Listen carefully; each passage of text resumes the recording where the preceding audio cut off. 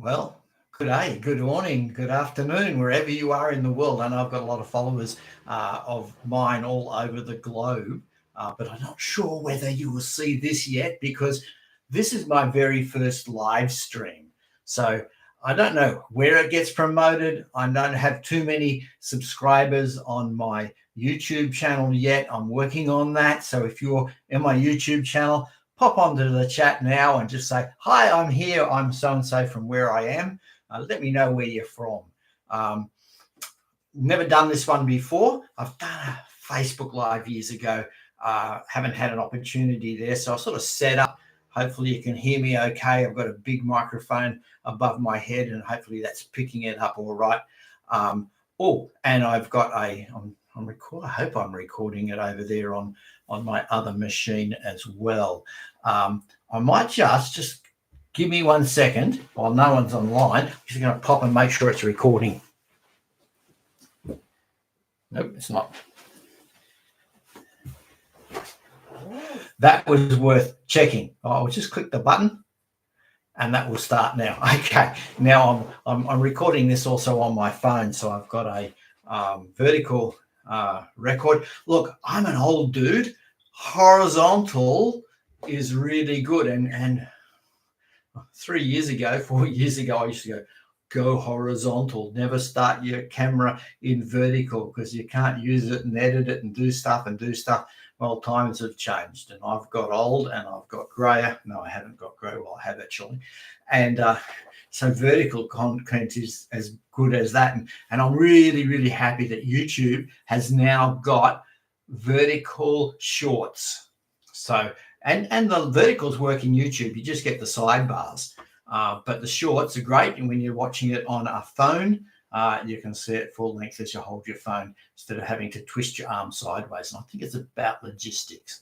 So the topic today I thought I'd discuss is one of the things that I've just been working on is telling stories of as an artist and what I do and how I do it. I've got a camera up there, so for those on the other camera, I'll look at you in the eye this time. No. So I've been painting for 50 years, 52 years, in fact. Or is it 53? It's getting hard on my brain to realize what it is. It's about 52 years.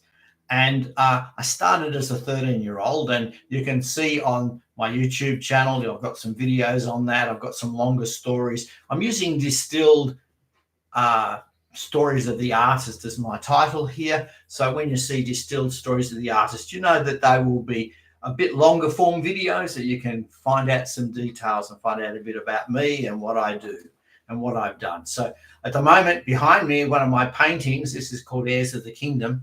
The quality of the video ain't great on live, so it doesn't look all that brilliant.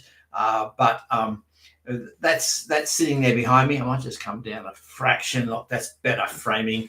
If I sat up, but I'm a bit of a slumper, so I always slump down into my frame a bit. The things you notice when you first live stream, it's like, oh, what's it going to be like? There's no one on at the moment. This will probably be recorded and you'll see this later and you go, oh, yeah, okay. So if you see this later, make a comment in the back and say, hey, look, I enjoyed that. I didn't enjoy that. You know, you could have tweaked that. I'm not a hugely professional outfit.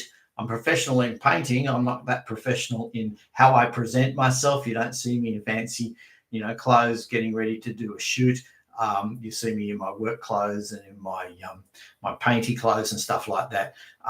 But yeah, as I go there, so I'm getting distracted. I'm talking to myself here on the screen, so hey, I'm distracted. But when I was David Scott, hi, hey, someone see me in there, and David, he's a old friend from way back at art college days. Was an artist. We were in the same campus together though, and so this story sort of picks up about the time when I'd finished at the college, and I was out teaching in Western New South Wales, and I used to do a few trips with the family, and we did this trip to Adelaide and to the Barossa Valley, and we walked around the Barossa Valley and did things as you do in the Barossa Valley, taste wine and that. But was with mum and dad and my brother, and we stopped off at a place called Alligator Gorge. And Alligator Gorge is just sort of between Port Augusta and Port Pirie, sort of in that sort of area, a little bit east of there. So there's this little gorge valley. It was a really hot day. It was 108 degrees, old school. So 108 degrees in modern parlance is 41, 42, getting on maybe to 43 sometimes. So in Australian terms, that's hot. Now, David knows what hot is down there. He knows that, yes, this country of ours can get a bit blistering sometimes. But I went painting, and I went plein air painting. So I've been doing palette knife work with a little palette knife and a kitchen knife for quite a long time by now. I'd taught myself how to do that. And I don't know how old I was when I went to Alligator Gorge. I might have been, it was before, it's probably one of my holidays while I was at college with Dave. And went into the gorge to paint, and a hot day, but hey, you do that. We go hiking in a 108-degree day. And I'm painting in this gorge, and this gorge has got these two big cliff faces, and it's got two trees like this at the end. So if you keep watching, I'll tell you the secret of those two trees and why they were like a cross in my painting at the end of the gorge. So I'm painting away with my palette knife. And when you palette knife paint, you paint thick, you sort of layer it on. I notice nowadays a lot of palette knife painters add wax into their paint so it's thicker, so it doesn't dribble, and it doesn't sort of gets a bit more solid. And if you've got wax in it, of course, the next layer doesn't interfere with the one underneath, and that makes it cleaner. Well, I didn't have that technique back in my day, so you just plastered it on. So I'm happy painting away in the 48-degree day. My family are pretty patient because I don't know what they did. They went for a walk probably and went to have a look at parts of the gorge and things like that I never got to see. Because it took me about 2 hours, 3 hours, 2 and 3 hours to paint this one would have been 16 by 12 sort of size inches. And so it took me a while to paint. And I'm painting along and I noticed that black paint melted. And I thought, wow, what did the black paint melt for? Oh, like when I say melted, it didn't dribble, but it lost its viscosity. Oil paint's got a viscosity, it holds it together. Well, it became more jelly and more, so if you had a painting and you shook it a fraction, it would drop the painting, the oil down. It would then run off and become a bit more liquefied. So I noticed my black paint did this, and I thought, wow, it's hot. At 108 degrees, black paint melts. I thought, oh, that's cool. I've learned something. I have to remember that if I'm painting in the heat again. And went back. Now, I'll tell you about those two trees. So if you sort of think about those two trees, I might use my water bottle here and my pencil case here. But I have to hold them up a little bit. So there were two trees growing on the canyon. So if you think about the picture frame as the canyon there, okay? And they're growing up like this. Now, didn't sort of twig to what was going on here till later on when I was painting in other gorges, and I saw the same thing, that as they grew, they crossed over like that. So they started off here as little trees, and they went like that. And so as big mature trees, and these were like a ghost gum, they're white trunked. Oh, I see my mouth on that. I'm weird. David knows that. So they could see the trees cross, and I thought, wow, that's really interesting. Didn't think about it until later. I was painting in the territory and I saw this again, but I learnt the secret. So I'll tell you the secret now, so you don't have to wait. I don't have a huge amount of time on live today. I've got a meeting online coming up in about 10 minutes. So I'll tell you this story and I'll wrap up, knowing that I've successfully started a live. Dave's hopped on and said hi to me, which is fantastic. If anyone else is on live, I may not know you, but please hop on and say hi. So these two trees growing like that. Now, if you think about the sun, What I hadn't realized at this stage is that these trees were east and west. Not which way you're looking, west and east. That's my west, that's my east. So the sun rises in the east and sets in the west. So the sun rises over here. So as the sun comes up in the morning, it rises over here. And guess what? As it's coming up, if you sort of think I'm way over there somewhere, as it's coming up, this canyon wall is blocking this tree from getting any light.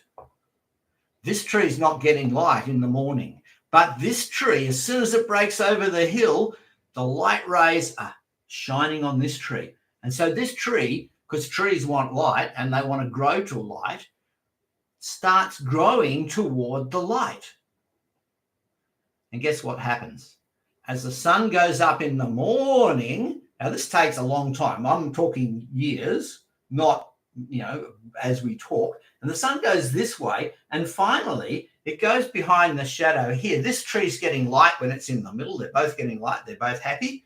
And then I'll change hands for the sun, same sun. As it comes around here and it ducks over this edge of the canyon, this tree down here, trying to work out my thing, this tree down here goes into shade again. And this tree still has light. So this tree is going, I want that light, I want that light, I want that light. And it grows up. Now, it'll do this only if the gorge is narrow enough. The frame of this is probably a bit wide for this demo, or maybe only if, or the canyon's really high enough. So this tree grows like this. So over many, many years, they're growing together. They're not normally growing together. Sometimes the trees can be planted quite significantly further apart. But for when you're down the canyon, you see that these trees have crossed over. One of the things that are really amazing is that because I've been painting trees in the landscape for 50 years, I have learned so much about how trees grow and what trees do and how they are together. And so this was one of the very first lessons I learned when I was painting in the territory and in the outback, and I suddenly realized that there are many canyons which are, if you like, you think the canyon runs north-south. In the north-south bit, there'll be a tree and they'll grow up toward the light. And trees get shade because they're looking to light. So I learned this incredible lesson that when you're painting trees, trees will tell you something. But, and here's the big but, if you take a photo, walk away, you probably won't hear what they're saying. You probably won't learn the lesson because you go, oh, nice white trees in a red canyon with a cross on them. Isn't that amazing? Good photo. Take the photo, go home, put it up on your wall. Never think about it. But when you're actually there and watching the sun rise and come down and you're seeing the movement over time, suddenly you start hearing what nature, how the design of these things, how they work in the environment works. And they teach you. So over the course of the time as I'm doing YouTube, I'm going to be telling you lessons that I've learned in the forest, lessons that the trees have taught me, really incredible things. This tree behind me, I'm not talking about it today, but there are so many powerful lessons in this particular tree about how myrtles work and how light works in a forest. It's incredible. And so you're going to get 50 years of Russell painting in the landscape, sitting for hours and hours and hours, days and days and days, because I'm no longer doing palette knife work. I'm doing brush work. And instead of taking 2 hours, it's taking 40 and 10 days of visiting a site. So you're going to learn some of those lessons. So can I suggest really nicely and cutely, please follow me, please subscribe. If you're in the space there, let us know where you are. And the other thing is I do have an Instagram channel, Russell McCain. Russell McCain's easy. It's everywhere. I've got something like 73,000 followers in Instagram.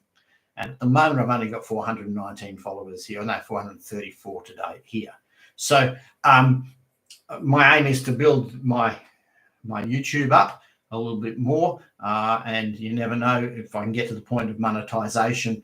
The channels will help me to pay for my painting so I can go out and paint more, which is really all I'm trying to do, is paint more. And that would be great. So visit my website, russellmccain.com. I've got all my gallery there, and have a check of that out. Anyhow, I'm going to leave you now. That's my first live stream. We'll see how you are. Next time it comes around, I'll advertise it and go, hey, going live stream at this day, this time, this place, and I'll do it in my YouTube and my Facebook pages so that people go, oh yeah, Russell's doing a live stream on Instagram, not Instagram, on YouTube, and do it there. So, and people watching, I've got my other camera. Sorry, I'll look at you for a second. I really should have this camera down at the same angle as this one, so it looks like it's coming from the same space. But it'll probably show more of my stomach on that camera if I bring it too close. But thanks for following, and we'll do another one of these soon.